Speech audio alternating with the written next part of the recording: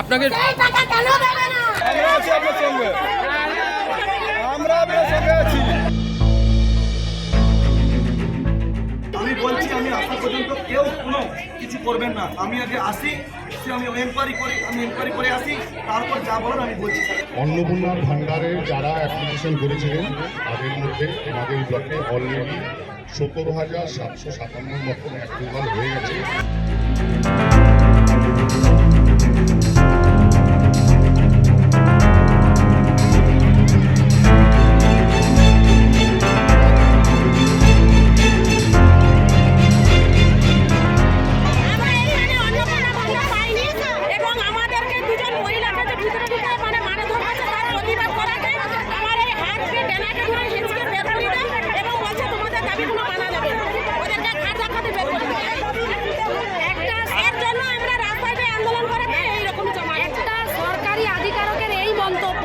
আপনাদেরকে মেরে সাধারণ গৃহবধূকে কজনকে মেরেছে? কজনকে মেরেছে?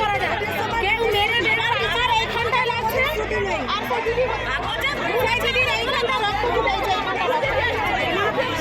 এখন কি চাচ্ছ?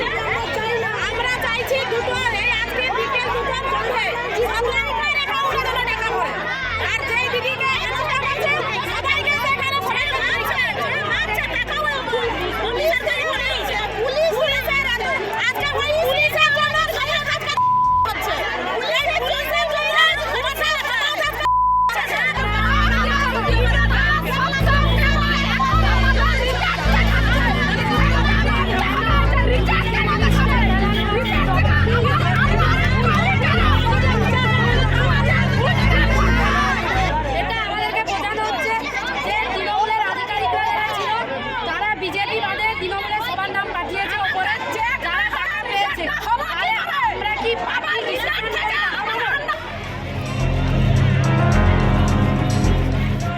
অন্নপূর্ণা ভান্ডারের যারা অ্যাপ্লিকেশন করেছিলেন তাদের মধ্যে আমাদের ব্লকে অলরেডি 17,757 মতন অ্যাপ্রুভাল হয়ে গেছে।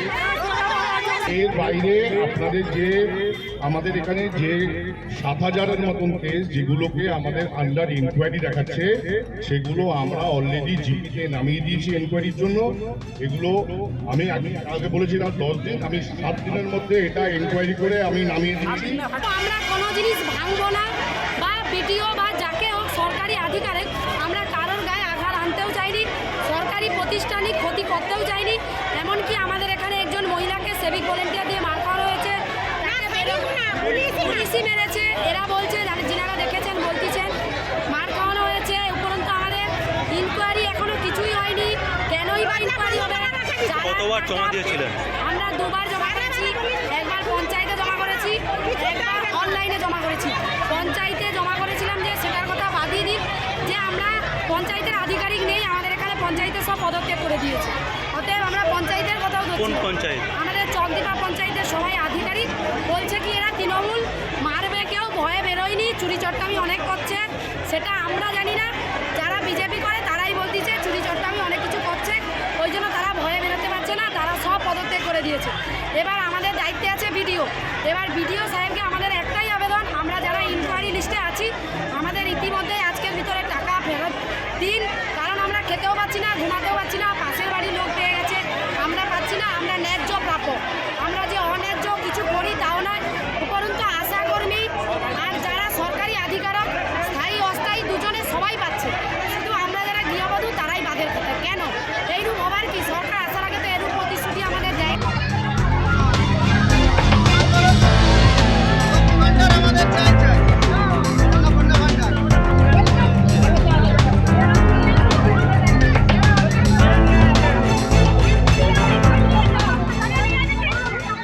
দেখা যাচ্ছে যে তৃণমূলের যারা সমর্থক সেই সমস্ত লোকেরাই কিন্তু অন্নপূর্ণা ভান্ডার ঢুকেছে।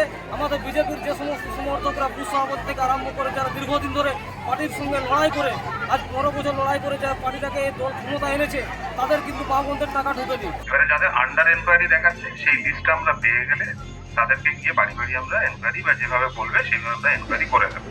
1 নম্বর গেল।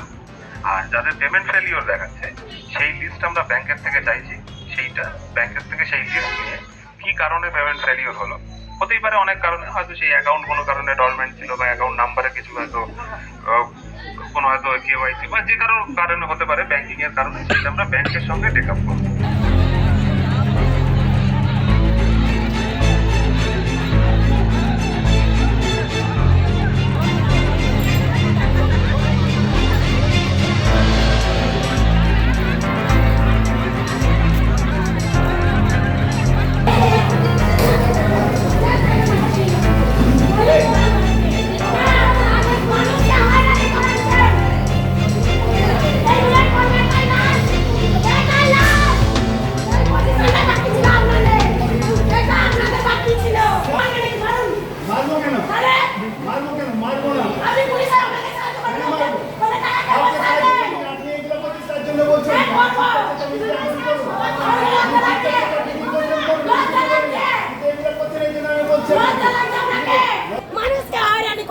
টাকা ঢুকেনি?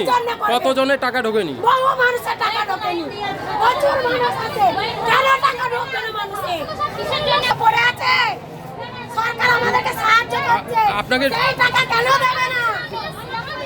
ডিম ছুটতেও দেখা গেল, ভিডিওর ঘরের সামনে দেখলাম ডিম কেন ছুটলো। দেবে না পয়সা? কিসের জন্য দেবে না? যাদের বাড়ি আছে, গাড়ি আছে, অনলাইনে ফর্ম ফিল আপ করো, অনলাইনে। আমাদের টাকা পড়ে আছে, নদী ধারে বাস করি আমরা।